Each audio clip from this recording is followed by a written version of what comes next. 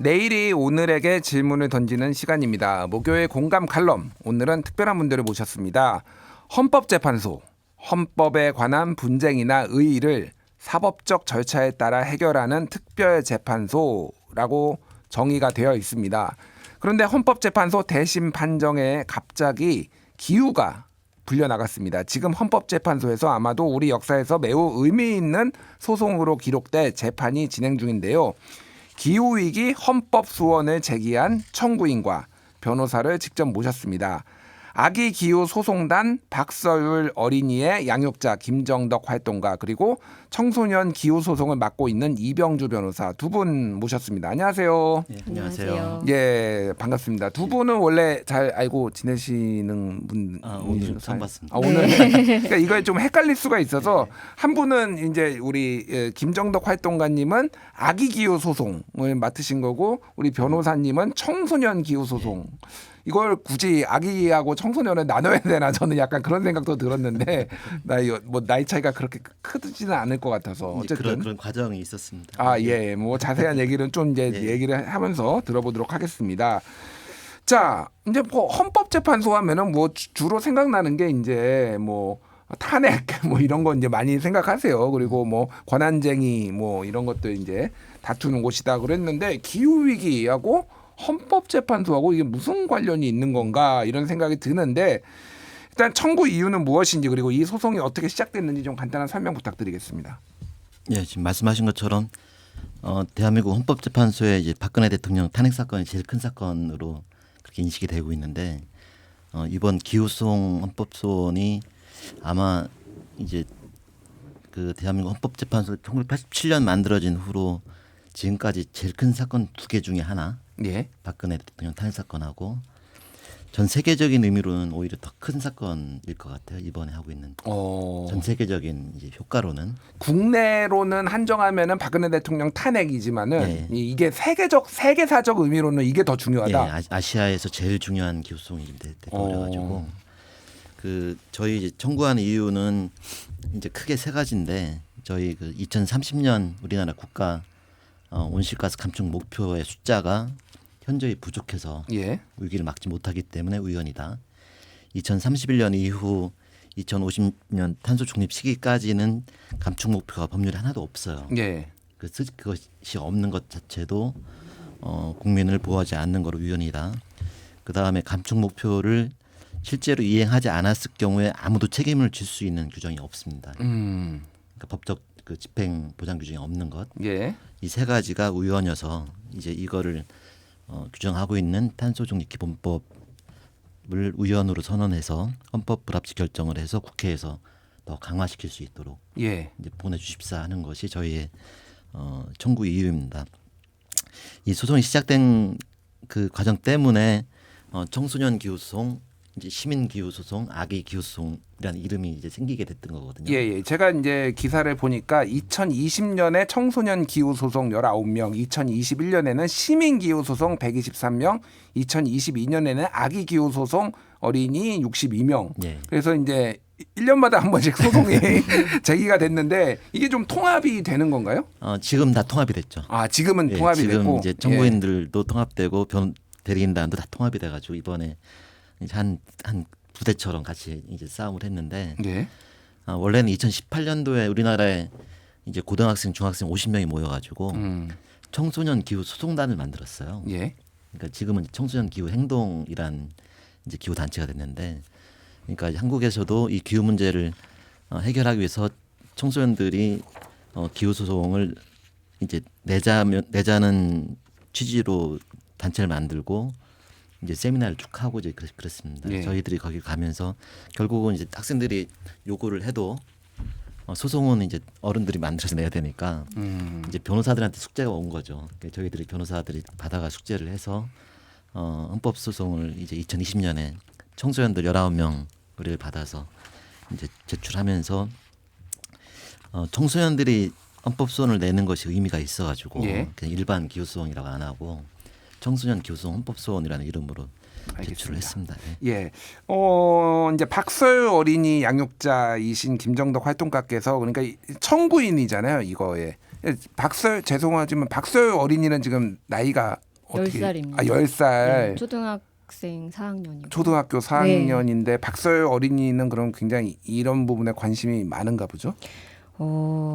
사실 그 3년 전에 예. 그러니까 2021년인데 그때 저희가 환경 관련된 다큐멘터리를 봤어요. 예. 거기에서 기후 위기 시계가 7년 남았다라는 내용이었고, 그러니까 지구 평균 기온이 1.5도 상승될 때까지 지금 이대로 간다면. 예. 근데 그 내용을 2030년까지 1.5도 아래로 막아야 된다. 뭐 이런 거를 말씀하시는 거죠, 그러니까. 맞아요. 예, 그래서 예. 1.5도씨가 상승하게 되면은 닥치게 되는 폭염과 폭우 이런 모든 기후 상황들이 더욱 더 심각해질 것이라는 내용이었고, 사실 그때도 코로나가 한창 진행되어 있었던 때인데 폭우와 폭염이 계속되고 있었고 바깥놀이나 전혀 나갈 수가 없는 상황이었어요. 예. 그러니까 한창 발달 상황에 있는 아이가 갇혀 지내면서 그런 기후 위기와 이제 코로나 감염 모든 형국들을 맞이하는 그 한가운데를 통과하면서 굉장히 어려워하더라고요.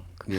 그러면 1.5도씨가 상승하게 되면은 3년 뒤에는 5년 뒤에는 내가 몇 살이지 이렇게 가늠해 보다가 7년이 남았다는 그 생각이 이제 뇌리에 박혔는지, 그러면 그 뒤에 나는 10년 뒤에를 전혀 상상할 수가 없다고 이야기를 하는 거예요. 그래서 예. 제가 너무 가슴이 아팠어요. 그렇게까지 내가 심각함을 모르고 살았구나라는 그런 생각이 들던 와중에 아기기후 소송 소식을 듣게 됐습니다. 그러니까 이 청소년 기후 행동, 당시는 이제 청소년들이 제기했던 그런 기후 소송이 시작이 되면서 이런 문제가 아직까지도 다뤄지지 않고 있고 결국은 정부 정책이 여기에 대응해 나가야 되는데 너무나 미흡하다는 것을 인지하게 되면서 예. 저희가 청구인들을 같이 모으게 되고 거기에도 저희도 함께 하게 된 거죠. 알겠습니다.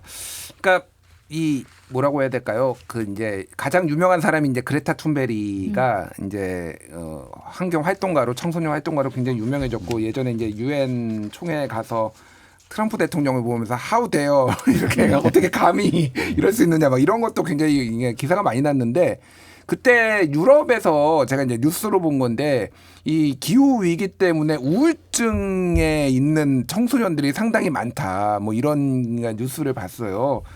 저도 이제 기후 위기가 굉장히 심각하다라고 좀 생각을 하고는 있지만은, 그러니까 저는 우울증이 오지는 않았거든요. 그러니까 제가 이제 뭐 살 날이 얼마 상대적으로 덜 남아서 그런 건지 모르겠는데, 그게 이제 우리 어른들의 예. 문제죠. 그러니까 이거를 기후 위기의 어떤 진짜 위기로 받아들이는 감수성 자체가 굉장히 이제 다른 것 같습니다. 그래서 어쨌든 굉장히 많은 사람들이 이렇게 이제 헌법 소원을 제기를 하고 지금 통합이 됐습니다. 그러니까 지금 첫 헌법 소원이 제기된 지 지금 4년이 된 거죠. 네. 그리고 지난달 23일에 1차 변론이 있었고 5시간 동안 이제 변론이 있었다고 하는데, 변호사님이 좀 설명을 해 주시죠. 이제 어떤 내용들이 있었고 조금 청구인 측은 어떤 거를 좀 부각을 했는지요. 이제 아까 말씀드린 그러니까 이제 두 가지가 다 있어요. 그러니까 상식적으로 기후 위기가 심각하니까 이거에 대한 감축 목표를 더 강화시켜야 된다. 이거는 이제 일반적인 인식인 거고, 그것이 헌법적인 요건으로 우연이 되냐는 거는 또 이제 헌법 이론을 따져봐야 되잖아요. 거기에는 국민의 기본권 침해가 굉장히 심하다. 그다음에 국가가 국민의 기본권을 보호해야 되는데 그걸 얼마 보호하지 않았다. 예. 이제 그 이론적인 그러니까 현실적으로 위기가 얼마큼 심각하냐, 그 위기에 대한 대응이 되느냐, 이것이 헌법 이론적으로 우연이 되느냐 아니냐, 이 두 가지 쟁점들이 전부 다 이제 두 차례 공개 변론에서 둘 다 5시간씩 했으니까 굉장히 큰 소송을 했던 겁니다. 그저께 이제 2차 변론이 2차 있었고요. 변론, 예. 예. 저희가 이제 핵심적으로 부각시키려고 했던 것은 대한민국 기후소송에서 우연 결정이 나야 될 필요성과 그 우연 결정이 갖는 국내적 세계적 중요성에 대해서 예. 설명을 하는 것을 위주로 했고요. 그거의 핵심은 현재의 한국의 감축 목표를 포함한 전 세계 모든 나라의 감축 목표를 합쳤을 때 지금 기후위기 파국을 막기 위해서는 1.5도 이상 온도가 올라가면 되지 않는다고 좀 보고 있는데, 예. 다 합치면은 2.9도까지 올라갈 거로 좀 예상이 되고 있거든요. 그러니까 이거는 뭐 정부에서 좀 열심히 한다는 얘기를 하는 것 정도로는 앞으로 10년, 20년 뒤에 생기는 기후위기 파국을 막을 수가 없다. 예. 그러니까 이거는 헌법재판이 소가 개입을 해서 방향을 바꿔줘야 되는 상황이다. 이걸 설득을 하기 위해서 애를 그러니까 썼습니다. 제가 궁금한 게 하나가 있는데 이게 그러면 만약에 이 받아들여져서 이게 위헌이다라고 하면은 무슨 일이 벌어지는 건가요? 이제 헌법재판소에서는 지금의 수치가 현저히 부족하다는 것만 판단을 하고 예, 헌법재판소가 숫자를 정해주진 않아요. 예, 예. 그건 이제 그래서 헌법 불합치 결정이라는 이름으로 헌법에 맞지 않으니까 국회가 언제까지 법을 고쳐라. 아, 이제 더 강화시키라는 얘기죠. 예, 그렇게 보내면은 국회에서 그걸 받아서 현재 탄소중립 기본법을 개정을 이제 하게 되는 거죠. 예, 이게 독일의 경우에 2021년에 실제로 독일 연방 헌법재판소가 이제 굉장히 용감하게 그 의원 결정을 하고서는 한 3달도 안 돼가지고 독일 연방 의회가 실제로 2030년 감축 목표를 1990년 대비 55%에서 65%로 줄이는 법 개정을 했어요. 55%에서 65%까지 감축하겠다 예. 이산화탄소를. 예, 예. 탄소 배출을. 그러니까 그 둘을 비교하면은 거의 한 20%를 더 줄인 거죠 목표에서. 그리고 독일은 탄소 이제 중립, 그러니까 순 배출량 제로를 2050년으로 했었는데 예. 2045년으로 당기겠다고 법을 고쳤어요. 예. 그러니까 독일이 굉장히 모범적인 그런 예를 보인 건데 저희도 의원 결정이 나면은 대한민국 국회가 현재 우리나라의 2030년 목표를 더 강화시키는 법 개정을 하고 그것이 실제로 이제 탄소 배출을 줄이는 효과를 낼 것이다. 또 그 내야 된다 이렇게 생각하고 있습니다. 그러니까 현재 지금 정부는 온실가스 배출량의 한 40% 정도 감축하겠다라고 네. 지금 계획을 짜놓은 상황이잖아요. 근데 이거를 이제 법을 고쳐서 더 많이 만약에 이게 뭐 이제 헌법 불합치가 나면은 법을 고쳐서 이제 더 많이 줄여야 되는 의무가 되는 그렇죠. 거죠. 예. 그러니까 뭐 독일 예를 들면은 뭐 지금 2018년 대비 2018년 배출량 대비 40%인데 뭐 50이나 60으로 더 가야 된다는 얘기죠. 근데 지금 정부 입장이나 기업들 입장에서는 40%도 사실 이거 그러니까 현실 가능하지 않은 수치다. 뭐 이런 얘기들이 나오고 있고 가능한가? 더 무조건 올린다고 지키지 못하면 이게 무슨 의미가 있는 건가? 뭐 이런 이제 평가들도 나오는데 김정덕 활동가님은 좀 어떻게 보셨습니까? 굉장히 무책임한 발언이라고 생각해요. 예. 지금 미래 세대라고 하지만 지금 현재 세대이기도 하거든요. 지금 살고 있는 발달 가정에 있는 사람들의 위기 의식에 전혀 그러니까 비현실적으로 느껴져요. 정부 정책이 가고 있는 방향이 분명히 기후 위기는 오래전부터 예고되어 왔었고 거기에 대한 대비책을 전 세계가 공감하면서 나아가고 있는데 한국은 사실 얼마 전에 석탄화력 발전소 가동을 시작을 했거든요. 마지막으로 짓는다고 하면서 2040년까지 가동하겠다고. 근데 너무 무의미하고 그 탄소 배출에 대해서도 아무런 제재를 할 수가 없는 거예요. 그런 걸 생각하면 지금 미래 세대라고 부르고 있는 이 사람들을 정말 생각하고 있기는 한 건가. 네, 그냥 떠넘기는 거라고밖에는 여겨지지 않거든요. 예. 네. 그러니까 지금 현재 세대가 그만큼 최소한의 기준치 약속을 지키지 못하면은 그거에 대한 부담은 미래 세대에 이제 넘어간다라는 취지고 이게 뭐 일종의 연금 개혁하고도 좀 비슷한 것 같아요. 그러니까 지금 연금 개혁을 해가지고 많이 부담하지, 그러니까 적절하게 부담하지 않으면 이게 미래 세대에 좀 더 다 넘어간다. 이게 문제가 있다라는 입장인 것 같은데. 그 한재아 어린이의 변론 내용을 기사로 읽었는데 우리 딸에게 미안하지만은 어찌나 당차고 똑부러운지 좀 부러웠습니다. 우리에게 책임을 떠넘긴다라는 재아 어린이의 변론을 들으면서 좀 어떠셨는지요?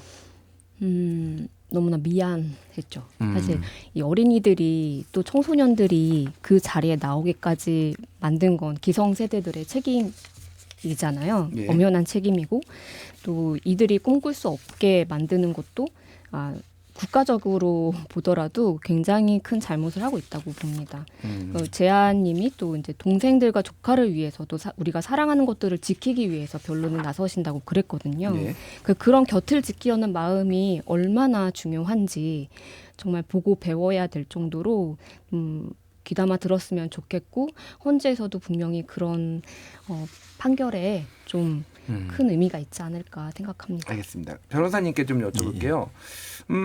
지금 이제 한국이 다른 나라하고 비교해서 이게 지금 탄소 배출을 감축하는 어떤 속도라든지 아니면 그 약속의 수준이라든지 이런 게 어느 정도인지 좀 궁금해요. 이게 뭐 이게 뭐라고 해야 될까? 좀 언론 보도마다 좀 이게 다 다르고 이게 좀 헷갈리더라고요. 저도. 네. 그러니까 이제 이 기준점을 언제로 잡는가에 따라 좀 다른데 예. 한국은 온실가스 배출을 계속 높여온 거의 유일한 선진국이에요. 계속 높이고 있어요 지금도. 배출량을. 그러니까 일부러 높이는 건 아니고 감축 노력을 적극적으로 안 안 해서 거죠. 예. 안 해서 그냥 예. 자연적으로 지금 발생. 2018년에 정점을 이야기. 찍고 예. 이제 그 뒤에 코로나 때문에 좀 줄었다는 걸 자랑을 하는데 예. 이제 탄소 배출 관련해서 유럽이 제일 모범적으로 실제로 이제 1990년 대비 엄청나게 좀 줄여왔고 예.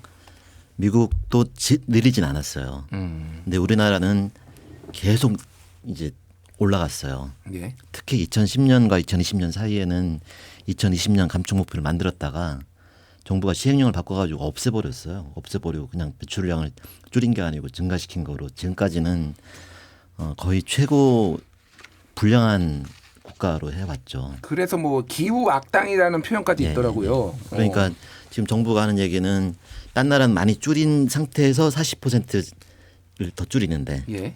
우리나라는 이만큼 올려놓고 그거에 또 40%를 줄이니까 많이 줄이는 거 아니냐라고 얘기를 하는데 이제 그거에 대해서 저희 쪽에 참고인으로 나온 전문가들이 그건 너무나 무책임하고 우리나라의 잘못을 가지고 혜택으로 삼으려고 하는 거다. 이제 이런 주장을 하고 있고요. 그런데 기후 악당이라는 이제 것은 분명한데 저희가 이번 소송을 하면서 주장을 하고 저희가 오히려 깨닫고 있는 것은 한국 정부에는 이제 국회와 대통령과 이제 사법부가 있는 거 아니겠습니까? 예. 한국의 국회와 행정부는 기후 문제에서는 진짜로 무책임하게 지금까지 해왔어요. 그런데 헌법재판소가 기후소송 판결을 하는 거는 정부의 한 부분인 사법부가 판결을 하는 거죠. 근데 이번에 한국의 헌법재판소가 우연 결정을 하게 되면은 실제로 지금 전 세계가 각국의 감축 목표를 제출하는데 유엔에 이거를 유엔이나 파리 협정에서는 더 줄이라고 강제할 수 있는 데가 아무 데도 없어요. 예. 근데 유일하게 이거를 한국 헌법재판소가 우연 결정을 해서 줄이라고 하면은 유럽에서 독일의 헌재가 우연 결정을 해서 줄이게 한 것처럼 예.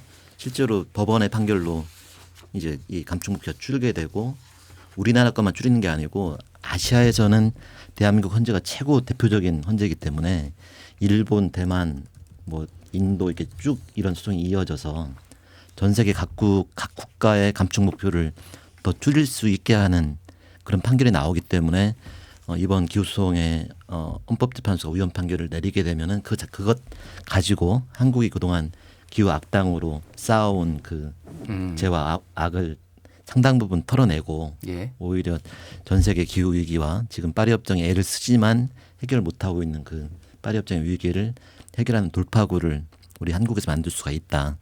이제 그런 점에서는 이 소송이 이제 전 세계를 위해서나 대한민국을 위해서도 굉장히 큰 기회라고 알겠습니다. 생각합니다. 그러니까 이거에 대해서 이제 우리에게 실익이 없다. 그리고 다른 국가와의 형평성 문제 얘기도 하시는 분들이 있더라고요. 그래서 이제 뭐 소위 말하는 개발도상국에서도 뭐 중국이라든지 인도 같은 나라에는 선진국들이 자기네들은 이미 배출 다 해놓고 우리한테 이거를 강요하는 거는 사다리 걷어차기다. 뭐 이런 식으로 이제 뭐 개발도상국에서도 굉장히 반발을 하고 있는 문제도 있고 일부에서는 우리 산업이 위축되는 거 아니냐. 뭐 이런 얘기도 나와요. 그런데 뭐 유럽에서는 지금 탄소 국경세를 뭐 도입을 할 수도 있다. 뭐 이런 얘기들도 나오는데 이게 경제적으로 이게 탄소를 줄이면은 우리에게 그 어떤 상징적인 게 아니라 조금 뭐 더 도움이 된다라고 해야 되나 아니면은 좀 이렇게 경제가 활성화되는데 영향을 주는 건가요? 어떤가요? 그러니까 이 변론에서 이제 그게 큰 쟁점이 됐었는데 예. 탄소 배출을 줄이면은 산업에 부담이 가고 이제 경제가 불리해진다는 게 정부 쪽의 얘기고 저희 쪽의 얘기는 벌써 이게 기후 위기도 빠른데 기후 위기 대응도 굉장히 속도가 빨라가지고 예. 이미 전 세계가 탄소 배출 경제에서 비탄소 배출 경제로 지금 바뀌고 있는 흐름 자체가 방향이 좀 바뀌어 버렸기 때문에 예. 탄소 배출을 줄이는 것이 산업에 부담을 주는 게 아니고 그걸 안 하면은 한국 경제가 오히려 후퇴하고 망할 수밖에 없다. 후퇴하고 망하는 수준까지 가나요? 네, 왜냐하면은 미국이 이제 미국 국가로는 탄소 감축의 모범 국가가 아닌데 예. 미국의 대기업들이 지금 아리백이라고 해가지고 이제 재생에너지 그러니까 리유저블 에너지, 예. 재생에너지 100%로 생산하지 않은 제품은 안 사겠다. 반도체 같은 거 이렇게 하고 있잖아요. 그다음에 유럽에서는 탄소 에너지로 생산한 거에 대해서는 세금을 물리겠다고 하고 있고. 예. 그러니까 단적으로 예를 들어 가지고 이제 삼성 전자나 하이닉스 같은 경우에 반도체를 만들어도 한국에는 재생에너지가 아닌 거가 되니까 수출을 할 수 없게 되고 공장을 외국으로 내보내야 돼요. 예. 그러니까 지금은 더 이상 현재 상태를 유지해서 경제를 살리겠다는 게 말이 안 되고 방향을 틀어서 탄소를 줄이는 쪽으로 가야만 경제를 살릴 수 있는 상황이라는 것이 이번에 저희가 두 차례 변론을 통해서 저희 쪽의 주장이 더 설득력이 있다는 것을 확인했습니다. 어쨌든 탄소를 많이 줄여야지 오히려 대한민국 경제와 미래에 뭐 국력에 도움이 된다 이쪽으로 이제 변론을 하신 것 같은데 예.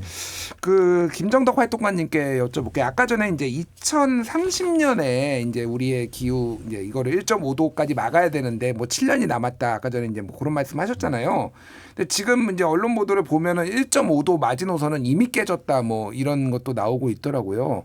그래서 이제 이게 이제 돌이킬 수가 있는 건지 제가 이제 궁금한 것도 있고 또 하나는 2030년에 지금대로 가면은 2030년에는 도대체 무슨 일이 벌어질 것인가 어느 정도 기온이 오르고 이제 이게 왜 이거를 여쭤보냐면은 이게 과장됐다라고 주장하시는 분들도 있어요. 마치 이거를 못 막는다고 지구가 멸망하는 게 아니다. 근데 이거를 굉장히 환경 활동가들이나 이런 분들이 이거를 과장해서 얘기하고 있다 이런 분들도 있어서 좀 이거를 어떻게 지금 보고 계신지 좀 의견을 듣고 싶습니다.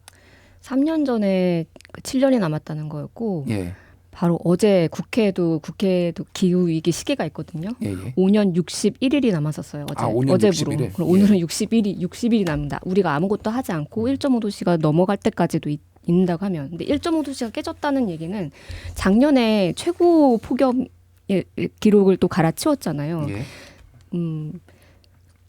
그러니까 이게 그냥 온난화 수준이 아니고 그냥 끌어오르고 있다라고 지금 다 표현을 하고 있을 정도로 오늘도 날씨 보시면 아시겠지만 이런 기후는 지금까지도 없었지만 계속해서 가속화될 것이고 그 재한님이 변론에서도 이야기했지만 이게 왜 실질적으로 우리에게 영향을 미치는가 보면 현재 세대 그러니까 지금 이제 학생들이나 이제 아동 청소년들이 학교에 다니면서 생활 자체가 저희가 생활했던 것과 너무나 달라요. 10년 전 저희가 이제 아이가 10살인데 예. 10년 전에 아이와 나가서 놀 수 있었던 때와 지금은 천지 차이입니다. 폭염폭우 심각해지고 일상생활이 가능하지가 않아요. 손에 꼽아서 놀 정도예요. 나가서 바깥 생활할 수 있는 게 탄소 배출은 그리고 기후 위기를 가속화시키는 그런 역할도 하지만은 미세먼지와도 굉장히 연관이 많거든요. 그러니까 건강에도 심각한 위기를 줄 수가 있죠. 또 코로나 같은 이제 감염병도 기후 위기와 굉장히 밀접한 연관이 있고, 그러니까 생활이 지금 무너지고 있다. 이렇게까지 양육자들이나 아이들은 생각을 하고 있어요. 예. 근데 이것을 비현실적이라고 여기는 분들은 그만큼 안온한 생활을 하고 계신가라는 좀 우려가 들 정도로 사실 가장 약한 사람들로부터 이 기후 위기는 찾아오게 되어 있습니다. 예. 지금 내가 에어컨 시원한 데서 앉아 있다 그래서 찾아오지 않는 게 아니에요. 결국 우리가 모두가 맞이하게 될 것이라는 건 너무 당연하고 과학적으로도 입증이 되고 있고 과학자들도 이야기하고 있습니다. 예. 정부 정책이 이야기하고 있는 과학적인 어떤 대책을 마련하기 위해서라도 지금 탄소 중립 기본 계획은 다시 그 목표를 세우지 않으면 가능하지 않아요. 아까 선생님도 말씀하셨지만 예. 미래 세대들이 노동을 하는 데 있어서도 굉장히 큰 영향을 미칠 수밖에 없는 겁니다. 일자리가 사라지고 먹거리가 사라지고 예. 제대로 살아갈 수가 없고 그걸 2030년 이후에 누가 상상을 할 수 있겠어요. 닥치지 않는 이상 모르겠다고 하지만은 지금까지 꾸준히 우리는 계속 기후 위기 속을 걸어오고 있는 겁니다. 알겠습니다. 그 이제 가장 약자부터 이제 피해를 본다라는 게 이제 국제적으로도 예를 들면은 북반구에 있는 선진국들이 가장 탄소를 많이 배출했는데 그 피해는 이제 해수면이 올라와서 몰디브 같은 국가들이 가장 먼저 뭐 잠기게 된다 뭐 이런 얘기들도 이제 뭐 있더라고요. 그래서 말씀하셨다시피 에어컨을 이제 쓸 수 없는 사람들도 피해를 입고 그리고 이번에 이제 총선에 가장 쟁점이 됐던 것 중에 하나가 대파 가격인데 이게 대파 가격이 오른 게 이제 기후 위기 때문에 이제 이런 가격이 오르고 사과 같은 경우에도 이게 무슨 수입 물량이나 이런 문제가 아니었던 걸로 이제 얘기가 나오면은 이게 현실이 될 수 있다라는 생각이 듭니다. 이제 소송 이제 시간이 많지 않은데 소송 얘기 짧게 하고 마무리 발언 좀 하겠습니다. 일단 해외에서도 이게 우리나라 말고도 굉장히 많은 소송이 지금 걸려 있다고 하는데 얼마나 많이 있나요? 소송이? 지금 예. 그러니까 유엔 기후 소송 보고서에 따르면은 2022년 말에 지금 전 세계 기후 소송이 2,180건 뭐 이렇게 지금 있다라고 지금 기사도 나와 있는데 근데 제가 궁금한 거는 한국 거가 그렇게 지금 주목을 받는다. 2,180분의 1이 아니라 한국의 요 소송이 전 세계적으로 주목을 받고 있다라는 얘기를 제가 들었거든요. 그러니까 전 세계 여러 가지 형태 기후 소송들이 많이 제기되고 있는데 예. 국가의 온실가스 감축 목표 숫자 자체를 정면으로 문제 삼고 있는 것이 두 개예요. 예. 독일에 이미 우연 결정이 난 아까 전에 말씀하셨던 독일의 기후 소송하고 예. 아시아에선 대한민국의 기후 소송이 거의 이제 대표적인 소송입니다. 아, 그러니까 완전히 그러니까 정부 정책이나 이 방향성을 다 뜯어 고쳐야 되는 거에서 상징성이 있는 거군요. 그러니까. 예. 그러니까 이제 그러니까 내용도 그렇고 효과면 저도 제일 확실한 소송이 아시아에서는 이제 제일 중요한 소송이 돼가지고 이 결과에 따라서 아시아 전체의 이제 기후 대응 속도가 달라지는 거죠. 네, 알겠습니다. 이게 헌재 결정이 그럼 언제쯤 나오게 되나요? 이제 변론을 다 했으니까 재판관님들이 내부적으로 평이라고 하는 걸 거치는데 예. 제 생각으로는 아마 한 두세 달 정도 걸려서 한 뭐 8월 말 정도까지 나지 않겠나 그렇게 예상하고 있습니다. 8월 말 9월 초 뭐 이쯤에 알겠습니다. 저희가 뭐 그때 소송 결과 나오면은 또 한번 모셔야 되지 않을까 이런 생각이 듭니다. 자, 마지막으로 시간이 많지 않은데 한 30초 정도씩 한 말씀 마무리 발언 해주시죠. 우리 활동가님부터. 이 기후 위기 소송은 지금 4년이 지나는 동안에 우리가 또 극심한 환경 변화를 겪고 있거든요. 예. 근데 이 생태를 보존한다는 것은 굉장한 노력이 필요한 일입니다. 그래서 이런 모든 것들을 위해서 노력하고 있는 시민들 그리고 이것을 모든 것들을 지켜보고 있는 이 자라나는 분들 어린이 청소년들이 정말 낙담하지 않도록 희망을 잃지 않고 꿈이 없다고 말하지 않을 수 있도록 우리가 좀 같이 힘을 모아서 잘 해나갔으면 좋겠습니다. 아, 예. 그 절절한 마음이 저한테도 바로 앞에서 좀 진짜 전달이 되네요. 예, 네. 변호사님. 저는 이제 소송 4년 하면서 배우고 느낀 게 기후 위기 악화의 속도도 굉장히 빠른데 기후 위기 대응의 속도도 굉장히 빠르다는 걸 느꼈어요. 예. 이게 비관적일 필요는 없다. 아, 비관적일 필요가 없다. 다만 그 속도가 차이 나는 거를 줄여야 된다. 근데 그 줄이는 거에서 이번에 저희가 한 소송이 잘 진행이 돼 왔고 이 소송의 결과에 따라서 그 기후위기 대응의 속도를 더 빨리 해가지고 이 파국을 막을 수 있는 가능성이 있다. 예. 여기에 모든 시민들이 같이 힘을 합쳐주십사 하는 말씀드리겠습니다. 알겠습니다. 과학의 눈으로 들여다본 오늘의 세상 김정덕 활동가 이병주 변호사 모시고 기후위기 소송 얘기 들어봤습니다. 두 분 감사합니다. 네, 감사합니다.